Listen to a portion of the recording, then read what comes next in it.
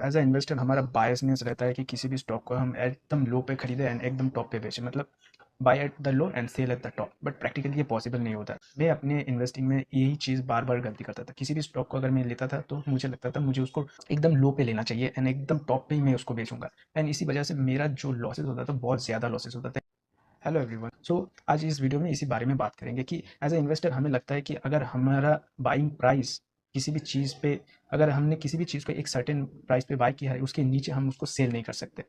But as a investor आपको समझना पड़ेगा कि आप किसी स्टॉक को प्राइस की बेसिस पे नहीं खरीद रहे हो, उसको खरीद रहे हो उसकी वैल्यू के हिसाब से। बाइंग प्राइस कुछ भी हो सकता है, एक्स वाई जेड कुछ भी हो सकता है, लेकिन एट द सेम टाइम उससे आपका रिटर्न पॉजिटिव भी हो सकता है एंड नेगेटिव भी हो सकता है। बट एज ए इन्वेस्टर आपको ये एक चीज़ समझना पड़ेगा कि जब मैंने एक सर्टेन लेवल पे एक बिजनेस को खरीदा था, अब उधर से हो सकता है कि बिज़नेस अच्छा कर रहा है लेकिन प्राइस में वोलेटिलिटी के कारण वो नीचे है।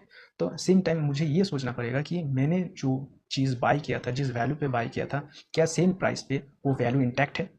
अगर है तो मैं उसको होल्ड करूँगा, अगर नहीं है तो मैं उसको सेल कर दूँगा। सिंपल सा रूल है। लेकिन अगर आप सेक्टर एनालिसिस आ गया ना, आप उस सेक्टर में leader and fastest growing stock को आप खुद ही ढूँढ पाओगे एंड आप उस हिसाब से अपना तो अच्छे से कैपिटल को ग्रो कर पाओगे, रादर देन अगर आप सोचोगे कि किसी टिप्स या फिर रिकमेंडेशन के ऊपर आपको भरोसा नहीं करना पड़ेगा, राइट? आप अगर खुद को एनालिसिस में स्ट्रॉन्ग कर लोगे तो आप देखोगे कि आपका जो जर्नी है, ग्रोथ का जर्नी है, वो ऑटोमेटिकली बहुत अच्छा हो जाएगा।